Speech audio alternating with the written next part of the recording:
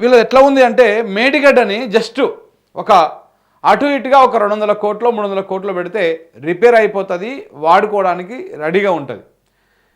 దాన్ని పెడితే ఎక్కడ మేడిగడ్డను రిపేర్ చేస్తే ఎక్కడ మళ్ళీ కాళేశ్వరం మీద ఇన్ని రోజులు వీళ్ళు చేసినటువంటి ప్రచారం కానీ, ఇన్ని రోజులు కాంగ్రెస్ పార్టీ కానీ బీజేపీ కానీ చేసినటువంటి విష ప్రచారాలకు వీళ్ళే చెక్ పెట్టినట్టు అవుతుంది. ఎవరు? కాంగ్రెస్ అధికార పార్టీ. సో కాబట్టి ఇప్పుడు దాన్ని ఎట్టి పరిస్థితిలో రిపేర్ చేయొద్దు. దానికోసం ఏమైనా చేస్తారు, కావాలంటే 9 ఏళ్ళు కడతా అని చెప్తారు, లేకపోతే ఇంకేదో చేస్తా అని చెప్తారు. కానీ దాన్ని మాత్రం రిపేర్ చేస్తలేరు. కన్నెపల్లి పంపులను మాత్రం ఆన్ చేస్తలేరు. రేపు మొన్న పోయిన యాసంగిలో, అంతకుముందుకు పోయిన యాసంగిలో అన్నీ మనం చూసుకుంటూ వస్తూనే ఉన్నాం. ఎంత కష్టకాలం రాని, ఎంత కరువు రాని, రైతులు పొలాలు ఎండిపోని, వాళ్ళ పంటలు ఎండిపోని, వాళ్ళు ఆత్మహత్యలు చేసుకొని చచ్చిపోని, ఏమైనా సరే ఈ కన్నెపల్లి పంపులు మాత్రం ఆన్ చేయరు. ఎందుకు ఆన్ చేయరా అంటే అవి ఆన్ చేస్తే ఇన్ని రోజులు వాళ్ళు మాట్లాడినటువంటి మాటలకు అర్థం పర్థం ఉండదు. ఇన్ని రోజులు మరి ముచ్చట చెప్పారు కదా, మరి ఇప్పుడు మళ్ళీ అవే పంపులు ఆన్ చేశారని చెప్పేసి ప్రజలు అనుకుంటున్నట్టుంది. లేకపోతే కేసీఆర్ని చేసిన పని ఒప్పుకున్నట్టు అవుతుందని చెప్పేసి వీళ్ళు అనుకుంటున్నట్టున్నారు. అందుకని అసలు కన్నెపల్లి పంపులు కానీ ఆ మేడారం రిపేర్ చేసేటువంటి వ్యవహారం కానీ చేయడం లేదు. అది చేయకుండా ఇప్పుడు కొత్త కార్యక్రమానికి, కొత్త డ్రామాకు తెరలేపుతా ఉన్నారు. ఏమని లేపుతా ఉన్నారంటే ఇప్పుడు ఇచ్చంపల్లి అంటే ఇప్పుడు నేను మీకు సింపుల్గా చెప్తా. ఇది గోదావరి అనుకోండి, ఇట్లా పోయేది గోదావరి అనుకోండి, ఇక్కడ ఇటు వచ్చి కలిసేటిది ఈడ మేడిగడ్డ ఉంటుంది. ఇది ప్రాణహిత నది,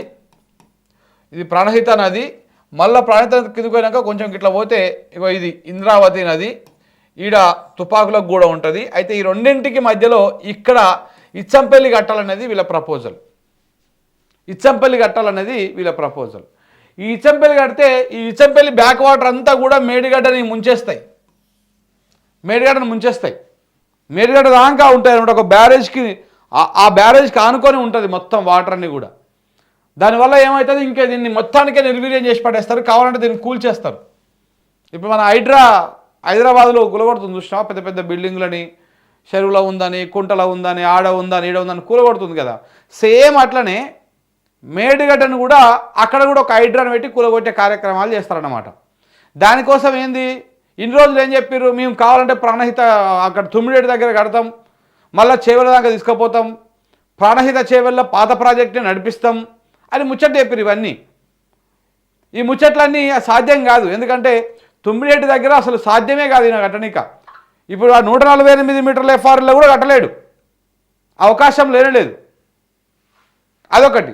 దాంతోపాటు ఇప్పుడు ఇక్కడ ఏమవుతా ఉన్నది, ఇప్పుడు ఇక్కడ ఇంకా ఇప్పుడు 2 సంవత్సరాలు అయిపోతూ ఉన్నది, 2 ఇయర్స్ అయిపోయినా కానీ ఇంకా మేడిగడ్డను రిపేర్ చేస్తలేరు.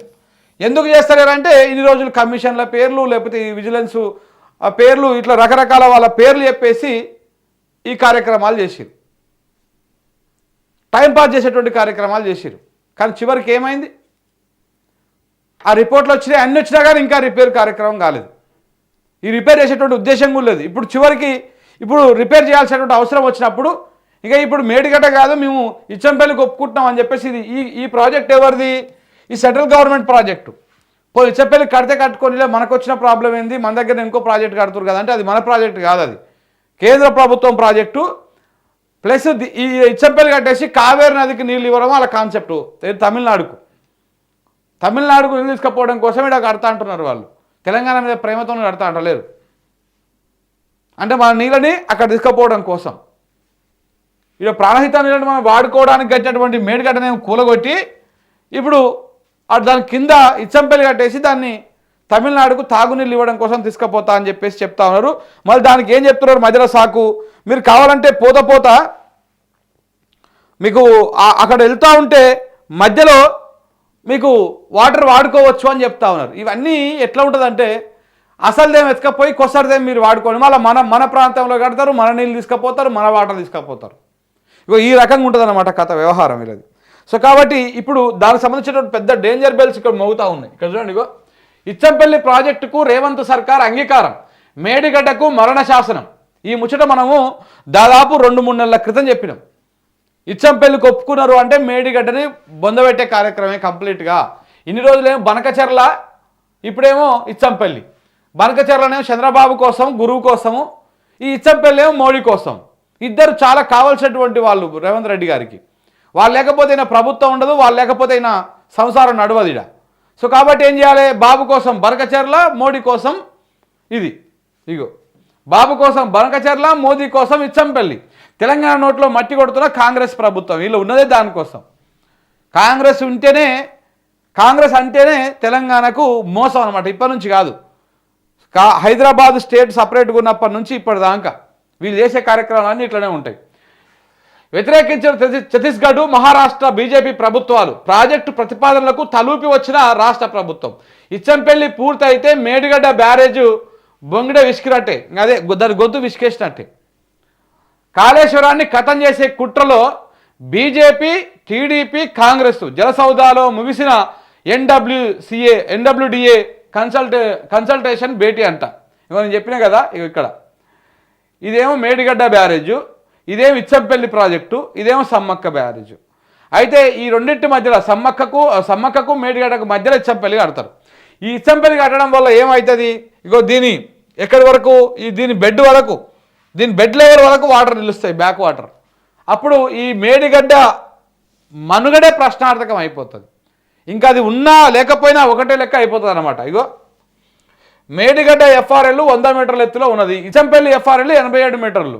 ఇచ్చంపల్లి 87 మీటర్లు, సమ్మక్క బ్యారేజ్ 83 మీటర్లు. ఇచ్చంపల్లి డ్యామ్ వలన మేడిగడ్డ, సమ్మక్క బ్యారేజ్ రెండు డౌన్ స్ట్రీమ్ ముంపులకు గురవుతాయి. మేడిగడ్డ ఫ్లోటింగు ఫౌండేషన్ డిజైను పునాది ఎప్పుడు నీటిలోనే ఉండడం వలన నిర్మాణం బలహీనపడేటువంటి అది ఉంది. ఫలితంగా ఏం చేస్తారు, మేడిగడ్డ బ్యారేజ్ను శాశ్వతంగా దాన్ని తీసేదాము. ఎందుకు ఇప్పుడు ఆల్రెడీ కింద ఇది ఉన్నాక దీని ఎందుకు ఉంచాలి, దీన్ని తీసేదామని చెప్పేసి ఇప్పుడు మన హైడ్రా కూలగొడుతుంది కదా, అట్లా హైడ్రాను పంపిస్తారన్నమాట రేవంత్ రెడ్డి గారు. ఈయన కట్టడం చేత కాదు ఈయనకు, కానీ కూలగొట్టడం మస్తు శాతం అవుతుంది. రేవంత్ రెడ్డి అంటే కూలగొట్టడమే గుర్తుపెట్టుకోవాలి మనం. ఆయన ఇప్పటిదాకా అధికారంలోకి వచ్చినాక కొత్త బిల్డింగ్ కట్టింది లేదు, కొత్త రోడ్ వేసింది లేదు, కొత్త కార్యక్రమం చేసింది లేదు. కానీ కూలగొట్టి రోడ్ల మీద జనాలను పడేసి, ఇంట్లో ఉన్నటువంటి రైతులని, పొలంలో ఉండాల్సినటువంటి రైతులని యూరియా బస్తాల కోసం రోడ్డు మీద పెట్టి, చెప్పుల లైన్లు పెట్టి, రోడ్ల మీదనే పడిగాపులు కాస్తూ ఇప్పుడు తెల్లారక ముందుకే ఈ మునుగోడులో ఉన్న పరిస్థితి.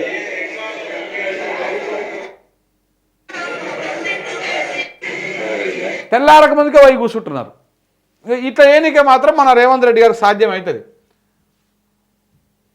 చాలా ఈజీగా సాధ్యం అవుతుంది అది.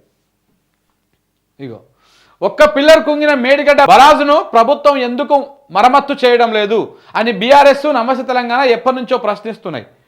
దీని వెనకున్న కాళేశ్వరాన్ని నిర్వీర్యం చేసే పెనుకుట్ర దాగున్నదని మొత్తుకున్నాయి. ఆ అనుమానాలే నిజమైనవి. మొదట మేడిగడ్డకు, తర్వాత మొత్తం కాళేశ్వరం ప్రాజెక్టుకు మరణ శాసనం రాసేందుకు రంగం సిద్ధమైంది. బీజేపీ, తెలుగుదేశం, కాంగ్రెస్ మేడిగడ్డపై ముప్పేట దాడి చేయబోతున్నాయి. మేడిగడ్డను నిండా గోదావరిలో నిలువునా ముంచేసే ఇచ్చంపల్లికి రేవంత్ నేతృత్వంలోని కాంగ్రెస్ సర్కారు సూత్రప్రాయంగా ఆందోళన తెలిపింది. కింద బనకచెర్ల పేరుతో ఏపీ పట్టుకపోతే పైన కావేరీ కథ చెప్పి కేంద్రం ఎత్తుకపోతున్నది. గోదావరి నీళ్లు లేక గోసపడుతున్నది తెలంగాణ. ఇది భవిష్యత్తు చిత్రం అన్నమాట. ఏపీ కోసం బనకచెర్ల, తమిళనాడు కోసం ఇచ్చంపల్లి, బాబు కోసం బనకచెర్ల, మోదీ కోసం ఇచ్చంపల్లి.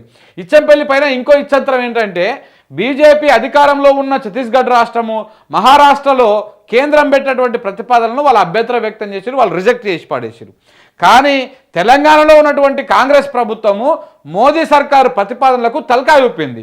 బడేబాయి మాటలు ఎదిరించలేక బేలగా బేషరతుగా సమ్మతి తెలిపింది. గోదావరిలో మొత్తం 968 టీఎంసీలు మన న్యాయమైన వాటాకు గాను 460 టీఎంసీలు తెలంగాణకు హక్కుగా దక్కాల్సి ఉన్నది. వాటిని వదిలేసి రేవంత్ ప్రభుత్వం కనీసం మాట కూడా మాట్లాడకుండా ఆ వాటాను ప్రస్తావించడం లేదు. ముష్టి 74 టీఎంసీల కోసము కేంద్రాన్ని దేబిరిస్తున్నదని చెప్పేసి ఒక వార్త రాసింది. ఎందుకంటే ఇక్కడ నుంచి తీసుకుపోతుంటే ఈ మధ్యలో 74 టీఎంసీలు వాడుకోవచ్చు అని చెప్తా ఉన్నాడు కదా, ఆ 74 టీఎంసీల కోసం ఇది ఒప్పుకుంటున్నాడంట. ఏదో దిక్కుమాలిన ప్రాజెక్ట్ అంటే నిజంగా కూడా రేవంత్ రెడ్డికి తెలివి ఉన్నదా లేదా, ఆ ఇరిగేషన్ శాఖలో ఎవడైనా తెలంగాణ సోయి ఉన్నోడు ఉన్నాడా లేడా, నిజంగా అంటేనేమో అంటారు, గట్టిగా మాట్లాడుతున్నామో తిడుతున్నారు అంటారు, బూతులు తిడతారా అని అంటారు. బూతులు కాకపోతే ముద్దులు పెట్టుకోవాలన్నా ఇప్పుడు మీకు ఏం చేయాలి చెప్పండి. తెలంగాణ నీళ్ళని ఎవడన్నా కావేరికి తమిళనాడుకు ఆంధ్రాకు పంపించేసి మరి మీరేం గడ్డి వీక్తుర్రా చేతులు ముడుచుకొని ఏం చేస్తున్నారు? మీకు చేత కాకపోతే ఆ ఉద్యోగానికి రాజీనామా చేసి ఇంట్లో కూర్చోరి. ఎవడో తెలంగాణ మీద సోయి ఉన్నాడు వచ్చి మన నీళ్ళని మనకు కాపాడుతాడు. ఏం ఇచ్చే బేకారు ముచ్చట్లో ఇవి నాకు అర్థం కాదు.